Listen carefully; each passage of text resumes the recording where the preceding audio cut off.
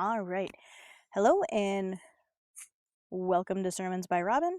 Today we're actually not doing a Sermons by Robin. If you remember, on Thursday we did a sermon by Amber because I couldn't find this particular verse segment in my dad's sermons, and I don't want to skip anything when this is literally the only few verses that he didn't have anything for. Which, correction, he did have, I just haven't been able to find. So today we're going to do part 2 on taming the tongue.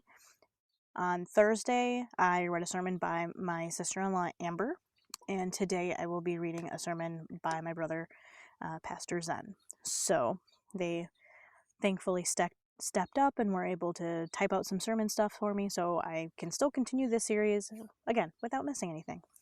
So let's go ahead and jump in. Now, I did read the whole James 3, 1 through 12 at the beginning of the last one. I do encourage you to read that if you haven't, but I believe he does actually speak on what it's saying. So, I don't plan to actually read it all. That could change halfway through. We'll see. All right, let's get that off the stop button so I don't end up stopping halfway through. Okay, let's dive in. All right, again, the text is James 3, 1 through 12. This one is titled The Terrible Power of Words, again by Reverend Xen Riggs.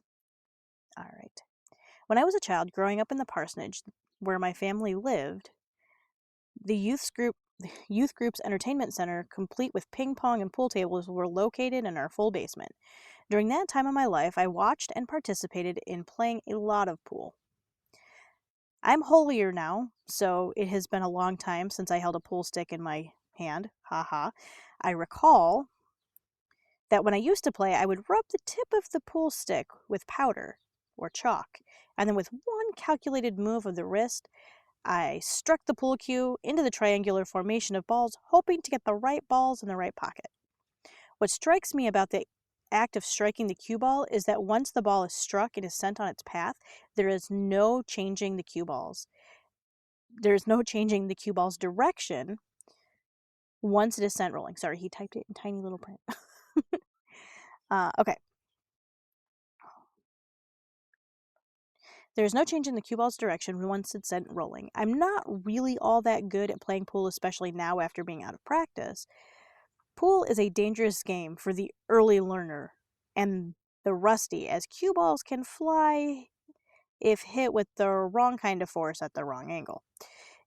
If you, like me, are admitting to yourself quietly that you are also not particularly great at playing pool, I am not. Imagine now how my attempts at teaching pool might be received, even as I'm repeatedly misfiring with the pool stick and my repeated efforts are sending balls into pockets or not sending balls into pockets, and I keep missing by a mile. It would probably be justified if somebody looked at me and said, perhaps you should try teaching someone how to make toast instead. Just a thought. This is the tone that James, the half-brother of Jesus Christ, sets for us in this chapter when he says, not all of you ought to presume to teach, because those of us who teach are held to a higher standard. It is only fair for people to expect that we have some skill in doing ourselves if we are going to teach others how to do it. In this case, James is not talking about playing pool. James is talking about living the way that Jesus lived and demonstrating with our lives that we are Jesus' followers. James is saying that if we are going to claim to be able to teach someone else about how to walk like a Christian, work like a Christian, play like a Christian, and smell like a Christian, then we will be held accountable by God for what we are teaching others about the Christian life. James challenges us to consider with what we are telling others about faith in Jesus and how to live out this faith. Am I doing what I am telling others to do?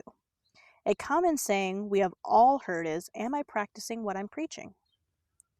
I have 2 children who have become daily reminders to me because at least my children are not afraid to draw attention to it when I'm not practicing what I preach. My wife will likely tell you that I'm the primary rule maker in our household, though not without her consent. Haha. On one particular night, I had started enforcing the rule that the kitchen is closed after 7 at night, and that no one should be asking for food to be prepared after that in order to inform expectations after all dishes have been washed and the kitchen has been cleaned. True to form, one of my children started asking for food to be prepared, so I had to tell them that the bananas are all that was available to them. I gave my son his banana so that he could eat it during story time, said goodnight after the nightly prayer, and headed to the kitchen, feeling the need for a bedtime snack myself. You might have been able to guess what happened next. As I was getting into the refrigerator to find my snack, I got caught in the act. My son came back into the kitchen for one more hug, saw the refrigerator door open, and said, "I thought the kitchen was closed." And so my son proved why Jesus said that children stand to inherit the kingdom. They call you out when you don't keep your own rules. James, the brother of Jesus, admonishes those of us who fancy ourselves to become teachers for whatever reason, that it is better to consider our ability to practice what we teach before we get caught in the proverbial sorry, my brother uses big words like my dad. Let me start that over.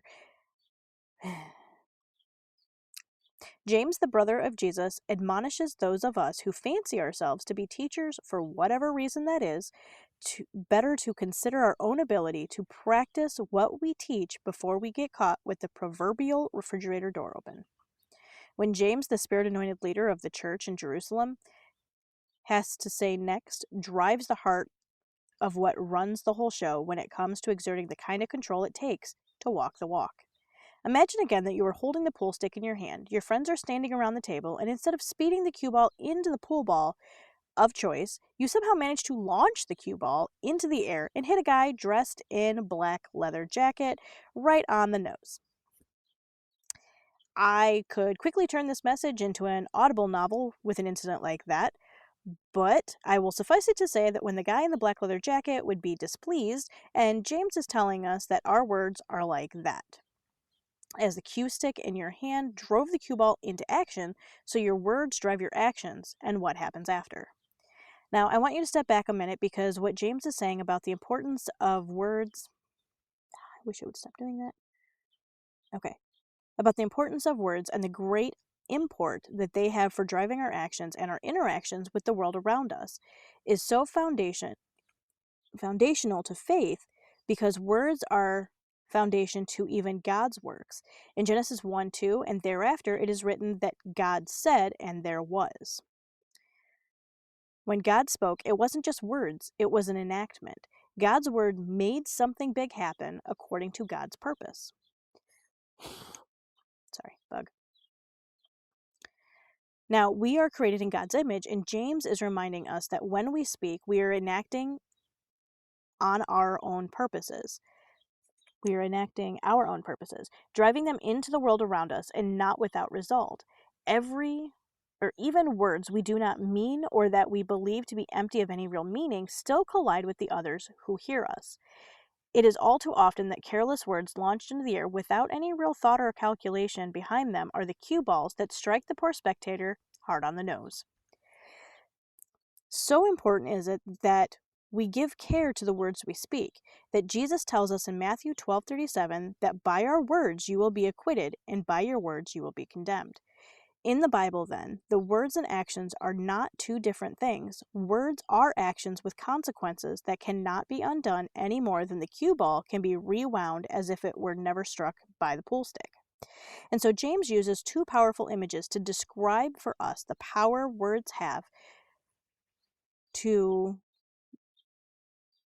direct the very course of our lives, even as the book of Proverbs in chapters 18, verse 20 tells us, "From the fruit of their mouth a person's stomach is filled. With the harvest of their lips they are satisfied." The first image James gives us is that of a horse being guided with the use of a bridle, from which we get the saying, "Bridle your tongue." Now, horses are powerful creatures. In the time James was writing this message, horses were ridden into battle, carrying a full-grown and heavily armored man upon its back, and was still expected to run with swiftness. James emphasizes for us how small that piece of that bridle was that directs the horse is actually compared to how large the animal itself is. Did you know that your words have the power of a battle horse? Did you know that the little tongue in your mouth was capable of such great actions? The second image that James uses is that of the rudder of a ship.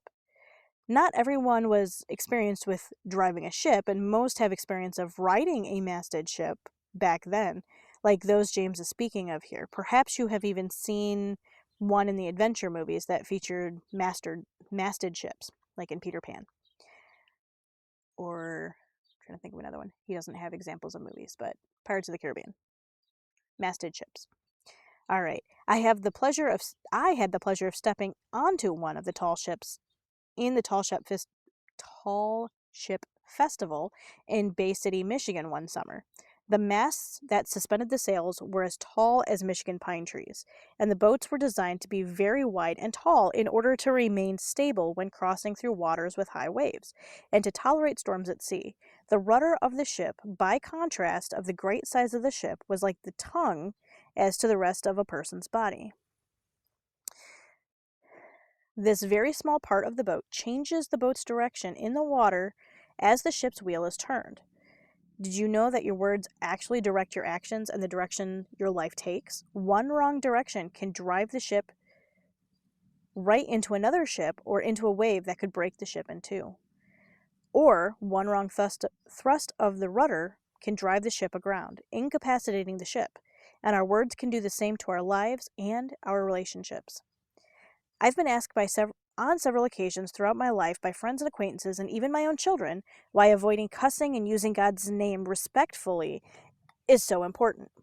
My friends, it is precisely because words carry power to destroy or to build up. They will only ever destroy or build up. If what we say does not bring forth beauty and order that is like to God's creative work in the beginning of God's redemptive work through Jesus, the Word made flesh, then as James has declared in this passage, our words will set the good world around ablaze with fire.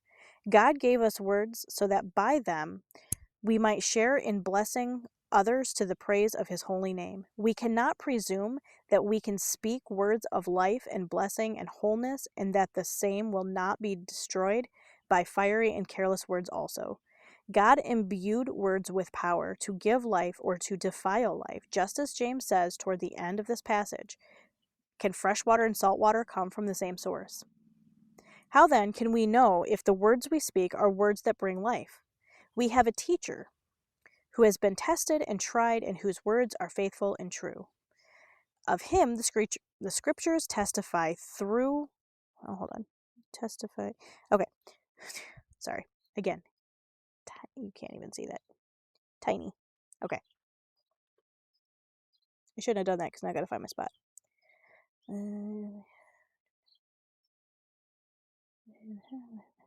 Okay. How then can we know if the words we speak are words that bring life? We have a teacher who has been tested and tried, and whose words are faithful and true. Of him the scriptures, I did that last time, scriptures testify that he lives up to what he says every time, and that he testifies through word and deed faithfully what brings life and redemption. Read Jesus' words, of which Jesus said they will never pass away. If you fill your heart and soul with the right words of Jesus, then you will be able to weigh your words rightly. Even better, your heart will become a skilled hand at driving the pool stick into the cue ball with precision every time, because as Jesus says in Luke 6:45, from the overflow of the heart, the mouth speaks. So, what are you storing in your heart today? We live in a culture that gives us opportunities to store darkness in our hearts. Maybe you are storing darkness up in your heart through the music you listen to. Maybe it's in the movies you watch, it's in the company you keep, or the book that you read. Even the games we play can be sources of darkness. I encourage you today to allow God to speak to your heart about anything you keep in your life that has become a source of polluted water in your heart. Ask it of God in Jesus' name, and he can and will cleanse your heart. And then Begin to flood your heart with the living waters of all that brings God praise and all that would move you to love for your neighbor. If you will flood your heart with these things, God will not fail to use your words to bless others and to fill your life with peace. I'm sorry. Use your words to bless others and to fill your world with life and peace. I believe he missed a couple of words there. That's okay. All right. Thank you for bearing with me as I was trying to read the tiny print. I know usually I have like a sheet of paper and it's so much easier, but in this case, I appreciate your patience.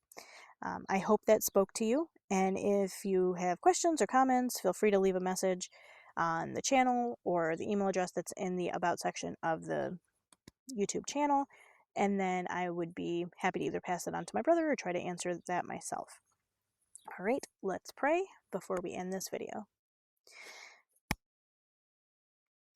Father God, thank you for this wonderful lesson that has been provided about the power of words and how they can impact not just us, but those people around us.